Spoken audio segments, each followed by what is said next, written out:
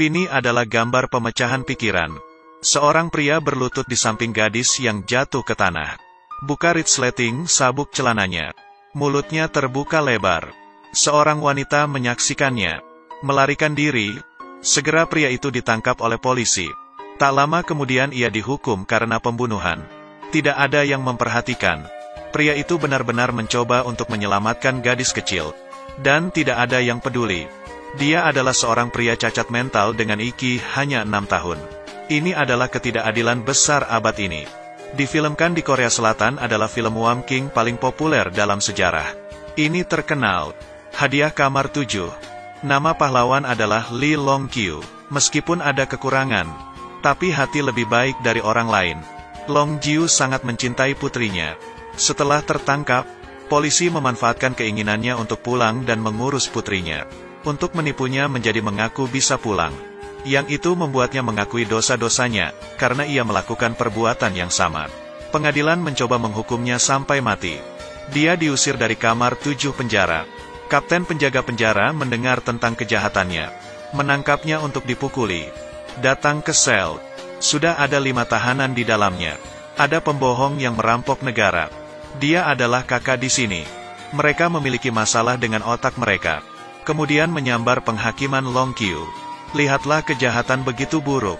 Dan menangkapnya dan memukulinya. Sejak saat itu dia diganggu dan diisolasi. Dia hanya bisa jongkok sendirian. Menulis nama putrinya berulang-ulang di tanah. Hari ini, dia melihat seorang pria aneh. Menggiling sikat gigi yang tidak biasa. Semakin menggiling, semakin tajam. Sikat gigi kemudian diserahkan kepada bos kelompok. Dia tampak buruk.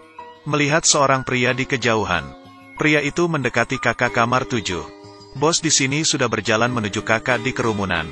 Siap untuk menusuknya. Dia berlari ke atas. Dia bergegas untuk melindungi kakak. Ditusuk. Kakak memukul orang itu di tanah 3 atau 2 kali. Sampai para penjaga tiba. Long kemudian kembali ke selnya. Perban di perut masih merembes dengan darah. Kakak bilang kau melindungiku. Saya ingin membalas kebaikanmu. Kamu ingin apa? Ternyata kakak ini adalah Pepsi penjara. Tak ada yang tak bisa kau bawa. Dia akan menggunakan penjara untuk menghasilkan sepak bola. Berpura-pura membuang sepak bola keluar dari dinding selama acara. Di luar tembok, sepak bola lain masuk. Dalam sepak bola baru, ada semua jenis barang selundupan tersembunyi. Tapi jawaban Long Kyu untuk kakak adalah spesial. Dia bilang dia ingin melihat putrinya. Ini benar-benar sulit. Tapi kakak tidak pernah membual. Sebuah acara musik dengan cepat direncanakan. Sejumlah besar orang diundang untuk bernyanyi dan menari. Di antaranya adalah anak-anak dan putri Long Kyu. Segera gadis kecil itu diam-diam dibawa pergi. Ada dalam koper kelompok. Itu dikirim ke kamar 7. Para tahanan membuka koper itu. Ada seorang gadis kecil tersembunyi di dalamnya. Dia keluar dari box itu. Semua orang tersenyum. Gadis itu melihat sekeliling. Menemukan ayah di sudut. Ayah. Sang ayah berteriak senang. Pegang erat-erat putrinya. Putrinya menangis dan memanggilnya. Dari mana saja kau? Aku sudah lama mencarimu. Ayah cacat mental tidak meminta maaf. Tapi dia benar-benar tidak membuat kesalahan. Dua orang ini menangis. Ada seorang paman yang tidak bisa duduk diam. Dia takut ditemukan dan dijatuhi hukuman. Katakan saja pada penjaga penjara untuk menyerahkan diri. Gadis kecil itu memohon padanya untuk tidak. Tahanan lain menghentikannya juga. Tapi dia membawa penjaga penjara. Gadis kecil itu berlari ke pintu penjara. Penjaga datang di luar pintu. Aku tidak melihatnya. Paman akan berbicara. Gadis itu tiba-tiba memegang tangannya. Menatapnya dengan air mata di matanya. Jantung berdebar. Perjuangan perjuangan lagi. Paman mengubah perkataannya. Berikan aku bakpao itu. Krisis sementara sudah lewat. Gadis itu memeluk kembali ayahnya. Dia cukup masuk akal untuk tidak membuat suara lagi. Para narapidana kagum. Seorang pria dengan cacat intelektual dapat melahirkan putri yang pintar dan cantik. Seorang pria tua juga memberinya susu. Gadis itu bertanya kepada ayahnya, bagaimana kau bisa berada di sini, kau bukan orang jahat. Dia menjawab, ini adalah orang-orang jahat. Seorang ayah, membuat malu. Kemudian datang masalah. Tim Sakramen yang datang mengunjungi penjara pergi lebih awal. Gadis itu tidak bisa lagi bercampur dan menyelinap keluar. Sejak saat itu dia terpaksa untuk tinggal di kamar 7. Ayah dan putri muda cacat mental sangat bahagia. Tapi aku khawatir tentang beberapa orang lain. Setiap hari 2 orang berputar akal untuk menyembunyikannya, dan ingin mengirimnya keluar. Tapi gadis itu juga membawa tawa ke kamar 7, dalam sel yang dingin. Karena kehadiran gadis itu, menjadi penuh sinar matahari. Paman yang awalnya ingin melaporkannya, merasa sayang seperti kakek, dia sangat dimanjakan. Tapi hari-hari bahagia tidak berlangsung lama. Dalam penggerebekan di rumah tahanan, gadis itu diambil oleh penjaga penjara. Kapten sangat marah, memanggil Long Jing keluar, berjalan dan berpikir, putrinya akan sakit jika hujan. Kapten lebih marah. Kau membunuh putri pria itu, masih ingin bertemu putrimu. Ini adalah masalah lain. Long Jiu ditahan di kamar terbatas dan didenda. Putrinya dikirim keluar. Gelombang-gelombang yang tidak rata dimulai lagi. Berita pecah bahwa penjara dicampur dengan membawa orang luar. Seorang tahanan mengambil kesempatan untuk menciptakan kekacauan. Dia mencuri kaleng bensin, mengancam akan membakar penjara.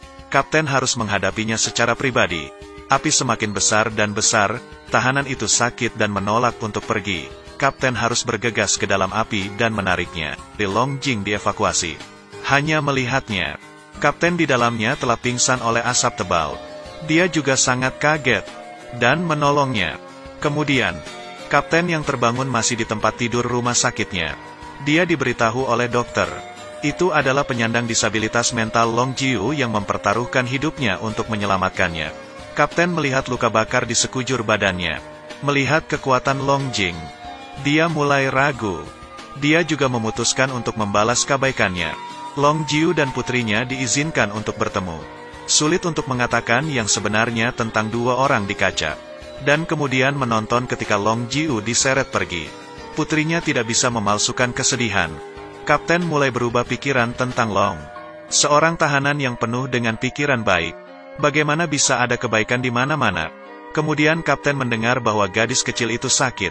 Tidak mau makan dan minum. Dia pergi ke rumah sakit untuk menemuinya. Anak itu menangis dan berkata, "Dapatkah Anda menangkap saya juga?" Kapten hampir tidak bisa menanggapi dan berpaling. Suatu hari kotak kardus dikirim ke kamar 7 penjara. Di dalamnya keluar seorang anak kecil. Ini Putri Long Li, seorang tahanan cacat intelektual. Dia segera memeluknya dan menangis. Kata penjara di samping. Itu diatur oleh kapten. Kapten penjaga penjara yang dingin. Tapi hatinya sedikit hangat. Kemudian, bersyukur Long pergi untuk berterima kasih. Kapten menghentikannya. Kepadanya mengapa ia membunuh gadis kecil. Long yang cacat mental tidak mengatakan apa-apa. Ya, dia cacat mental. Apa yang dia katakan untuk membenarkannya?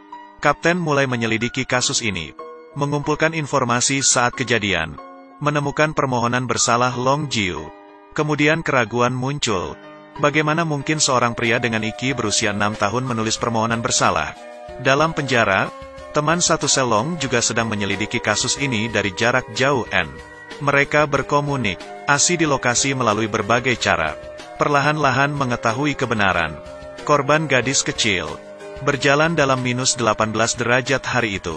Tidak sengaja terjatuh, karena bagian belakang kepala menghantam tanah.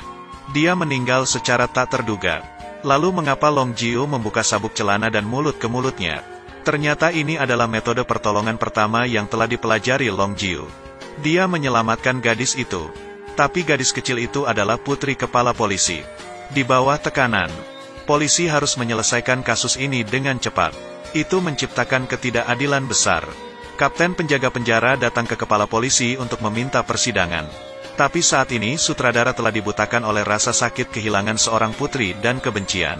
Tidak peduli kebenaran. Seseorang harus mati. Kasus ini akan datang ke persidangan akhir. Ini juga kesempatan terakhir Long. Para narapidana takut bahwa Long Jiu akan mengatakan hal yang salah. Dia menulis pernyataan khusus untuknya. Mengawasi setiap hari. Ini akhirnya hari pengadilan. Tapi tidak ada yang memikirkannya. Kepala polisi masuk ke kamar Long Li sebelum persidangan. Dia dipukuli lagi dan lagi. Dan kemudian dia mengatakan kepadanya, "Jika Anda mengaku, saya akan membiarkan putri Anda mati seperti putri saya. Ketika Anda pergi ke pengadilan, Jawabanmu sama seperti dulu. Ketika pengacara bertanya, apakah Anda membunuh seseorang? Jawabannya iya. Sekali lagi, kerumunan menjadi marah. Semua orang ingin mengalahkan orang jahat itu. Kapten berdiri dan mengatakan dia tidak dalam keadaan normal pikiran. Long Jiu mengatakannya berulang-ulang. Itu karena aku meninggal. Maafkan aku, keadilanku. Saya tidak menyesal kepada Anda secara pribadi. Apa yang kamu minta maaf? Yisheng, tolong bantu putriku Yisheng. Hasilnya dapat diprediksi. Keadilan ditegakkan. Semua orang di penjara tidak mau membiarkan Merlong menerima nasib seperti itu. Mereka bersatu dengan para tahanan di seluruh penjara. Sebuah rencana besar di penjara direncanakan. Pada malam yang indah, Long Jiu dan putrinya naik ke balon udara. Biarkan mereka mulai dengan kehangatan semua orang. Kapten tersenyum. Penjaga dengan pistol di menara tersenyum juga.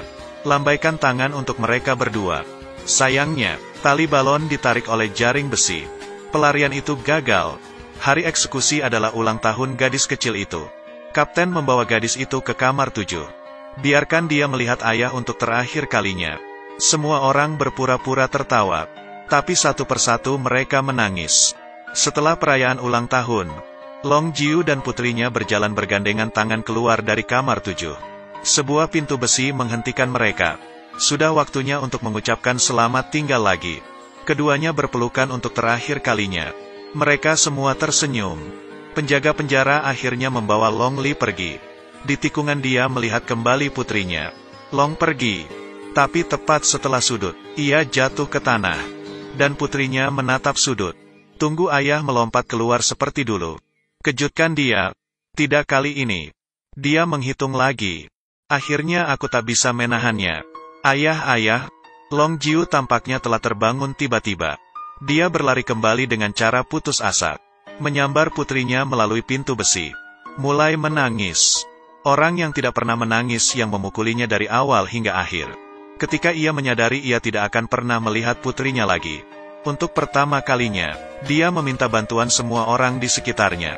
Dia bilang dia salah dan dia bilang dia menyesal. Dia bilang tolong aku. Kapten meneteskan air mata. Dia tidak bisa menyelamatkannya. Dunia tidak bisa menyelamatkan malaikat. Kapten kemudian mengadopsi gadis kecil itu. Dia dibesarkan sebagai putrinya sendiri. Beberapa tahun kemudian, gadis itu menjadi profesor. Dia jujur dan baik seperti yang ayahnya inginkan. Dia menemukan pamannya di kamar 7 tahun itu. Satu persatu untuk bersaksi untuk Long Jiu. Pertahankan Long Jiu berulang-ulang. Putrinya berhasil. Li Longqiu dinyatakan tidak bersalah. Pada akhirnya gadis itu berjalan keluar dari penjara. Ada salju lebat di luar. Dia melihat ayah dan anak di balon udara. Melambaikan tangan kepadanya. Di dunia hidup kita terkadang dingin seperti salju. Tapi jangan takut. Kita selalu bisa mengingat